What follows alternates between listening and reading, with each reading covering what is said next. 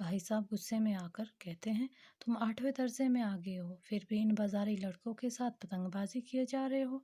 मुझे तुम्हारी इस अक्ली पर दुख होता है। तुम ज़हीन हो, यानी बहुत ज़्यादा बुद्धिमान हो, इसमें कोई शक नहीं है। लेकिन वे ज़हीन किस काम का जिसमें अपने आत्म गौरव की रक्षा नहीं की जाती है। तुम समझते होगे कि मैं भाई साहब से महज एक दर्जा नीचे हूँ और उन्हें मुझे डांटने का कोई हक नहीं है। लेकिन ये तुम्हारी गलती है। मैं तुमसे 5 साल बड़ा हूँ। तुम चाहे मेरी जमात में आ जाओ। फिर भाई साहब कहते हैं, प्रेक्षकों का अगर यही हाल रहा तो इसमें भी कोई संदेह नहीं है कि तुम मेरे समक्ष आ जाओगे। शायद 1 साल बाद मुझसे आगे निकल जाओ, लेकिन मुझ में और तुम में जो 5 साल का अंतर है उसे खुदा भी नहीं मिटा सकता है। मैं तुझसे 5 साल बड़ा हूँ और हमेशा रहूँगा। मुझे दुनिया और जिंदगी का तजुर्बा तुमसे ज़्यादा है। तुम उसकी बराबरी कभी नहीं कर सकते। तुम चाहे एमए कर लो या फिर कोई और डिग्री। फिर भाई साहब समझाते हुए कहते हैं कि दुनिया की समझ किताबों पढ़ने से नहीं आती है। दुनिया की जो समझ है वे तजुर्बे से आती है। फिर वे दादा और अम्मा का उदाहरण देते हैं कि अम्मा ने कोई दर्जा पास नहीं किया और दादा भी शायद 5वीं जमात तक पढ़े होंगे, लेकिन उन्हें हमसे ज़्यादा कहीं जिंदगी का अनुभव है और उन्हें हमें डांटने का पूरा अधिकार है। इसलिए नहीं क्योंकि वे हमारे जन्मदाता है, बल्कि इसलिए क्योंकि उन्होंने दुनिया देखी है। आगे भाई साहब कहते हैं, देव ना करे आज मैं बीमार हो जाऊं तो तुम्हारे हाथ पांव फूल जाएंगे। दादा को उतार देने के सिवा तुम्हें और कुछ ना सूझेगा। लेकिन तुम्हारी जगह दादा हो तो किसी को उतार ना दे, ना घबराए, ना बदहवास हो। पहले खुद मर्ज पहचान कर इलाज करेंगे, उसमें सफल ना हुए तो किसी डॉक्टर को बुलाएंगे। बीमारी तो खैर बड़ी चीज़ है। हम तुम तो इतना भी नहीं जानते कि महीने भर का खर्च महीना भर कैसे चले। जो कुछ दादा भेजते हैं उसमें हम 20-22 तक खर्च कर डालते हैं और फिर पैसे पैसे को मोहताज हो जाते हैं। नाश्ता बंद हो जाता है, धोबी और नाई से मुंह चुराने लगते हैं।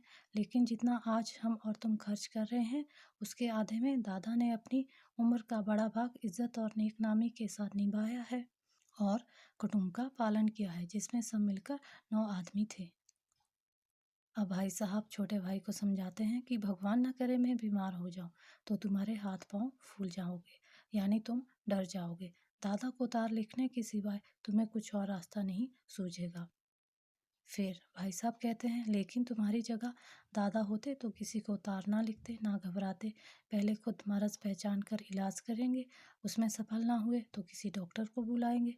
बीमारी तो खैर बड़ी चीज़ है। हम तुम तो इतना भी नहीं जानते कि महीने भर का खर्च कैसे चले। जो कुछ दादा भेजते हैं उसमें 20-22 तक खर्च कर डालते हैं, फिर बाद में पैसे पैसे के लिए मोहताज हो जाते हैं।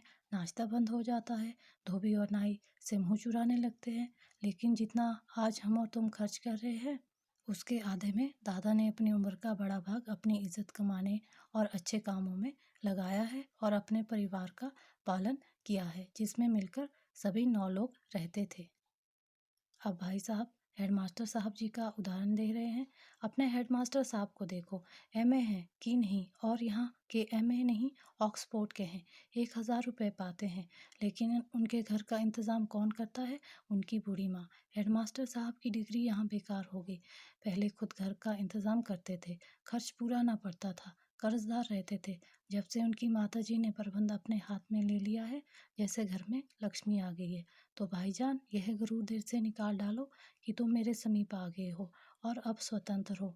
मेरे देखते तुम बेराह ना चलने पाओगे। अब यहाँ छोटे भाई को इस तरह समझाते हैं कि हेडमास्टर साहब जी को देख लिए, उन्होंने एमए किया है, वे भी ऑक्सफोर्ड से। 1000 कमाते हैं, लेकिन उनके घर का इंतज़ाम कौन करती है? बूढ़ी माँ। हेडमास्टर साहब की डिग्री यहाँ पे बेकार चली जाती है। पहले खुद घर का इंतज़ाम करते थे, नतीजा क्या हुआ? कर्जदार बन गए। जब से उनकी माता जी ने प्रबंध अपने हाथ में ले लिया है, जैसे मानो घर में लक्ष्मी आ गई है। फिर भाई साहब कहते हैं कि भाईजान तुम भी अपने दिल से ये गरूर यानी ये घमंड निकाल दो कि तुम मेरे समीप आ गए हो और स्वतंत्र हो गए हो। मेरे रहते हुए तुम गलत राह पे नहीं चल पाओगे। तुम यूं ना मानोगे तो मैं थप्पड़ दिखाकर इसका प्रयोग भी कर सकता हूँ। मैं जानता हूँ तुम्हें मेरी बातें जहर लग रही है। फिर भाई साहब कहते हैं, अगर तुम मेरी बातें नहीं मानोगे तो मैं तुम्हें थप्पड़ भी मार सकता हूँ, क्योंकि मैं जानता हूँ तुम्हें मेरी बातें अभी जहर लग रही है।